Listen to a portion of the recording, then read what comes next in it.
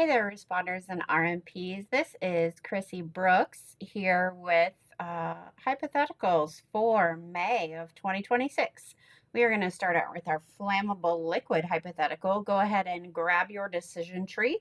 We're going to work through that decision tree and our response sheets, reading every word out loud because you know what? It's good practice. It's going to keep our mind fresh.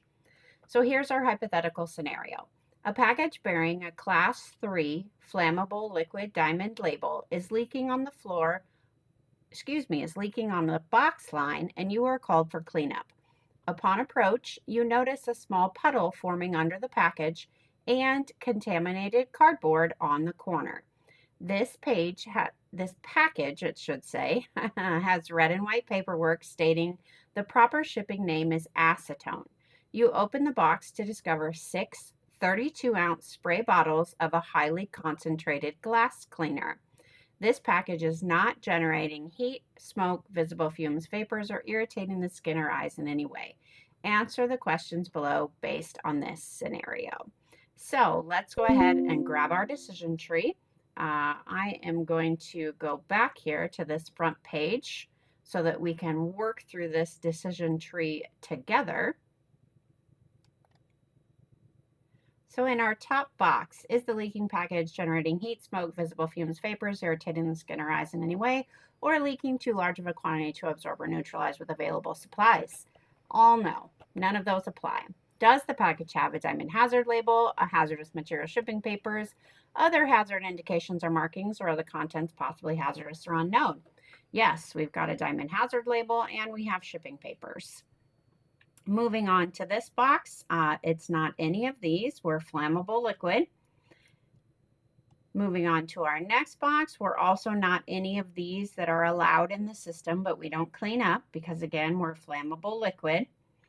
Can you determine by any visible means, labels, shipping records, etc., that the package contains a household product such as paint, personal care products, or common household chemicals?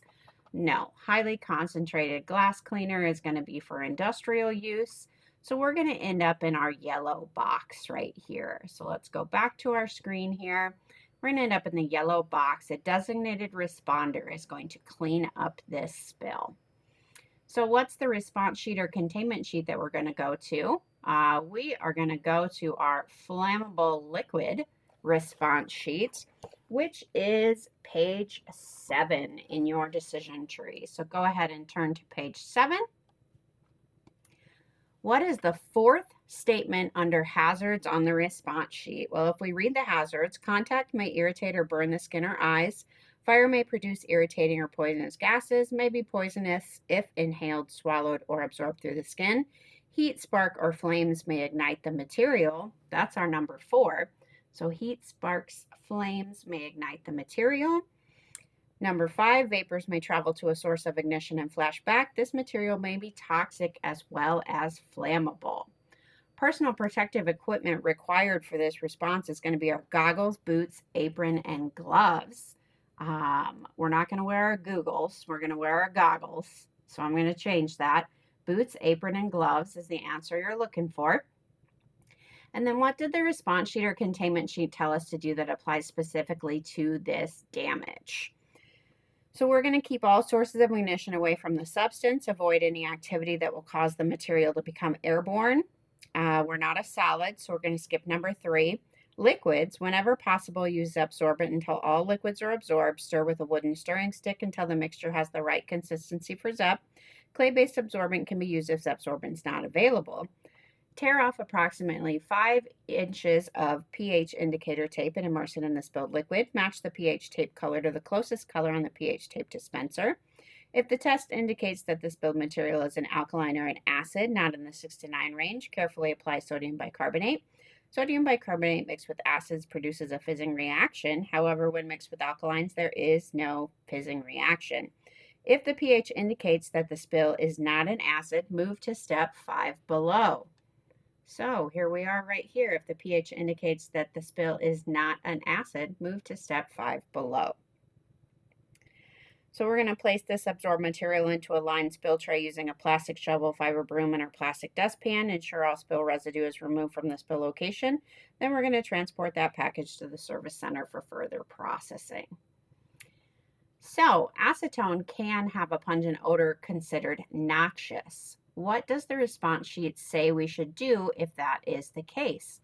Note, noxious odor is a strong, unpleasant odor that causes physical discomfort such as nausea and substantial annoyance, making cleanup difficult. Difficult, but not impossible. So, what does our decision tree tell us that we can do? It's in step number 4, bullet point F. Spills with noxious odors or fumes spread activated carbon, not the approved universal absorbent, over the spilled material. Use a wooden stir stick to rotate the carbon until all of the liquids are solidified. So we can spread activated carbon over this acetone to help with the smell, help with that pungent odor.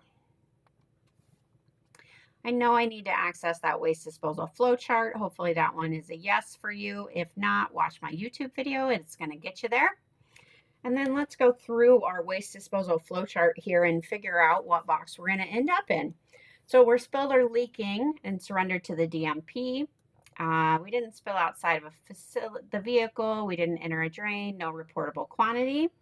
It's not any of these special categories that we would take to an appendice. Not verified as a non, and is the sum of the remaining liquids of the same product 3 gallons or more, giving off a noxious odor, or hydrofluoric acid. Well, we do have more than 3 gallons. 6 32-ounce bottles would be, actually, that's not more than 3 gallons. You know what? Let me do some math real quick. So a gallon is 128 ounces. And we've got 3 of them. So we would need to be at 384 ounces. And if we have 6 32-ounce bottles, we're only at 192 ounces on this one. So we would need to solidify all of the contents. We're going to end up in this bottom box. So bottom box, follow DMP procedures as outlined in the quick reference guide. Hopefully, you know what, it's the first. You probably don't have your DOK done, so that's fine. Maybe you're still working on it. Hopefully you've signed into ETT this week. You can get that passcode generated. If not, scan the QR code, click the link, fill out the form. Your health and safety supervisor or transportation compliance supervisor will get with you to get you back into ETT. And then hopefully your MFA is also working. If not, again, this is the same form, fill it out. And then everybody's favorite page, go ahead, fill in your information.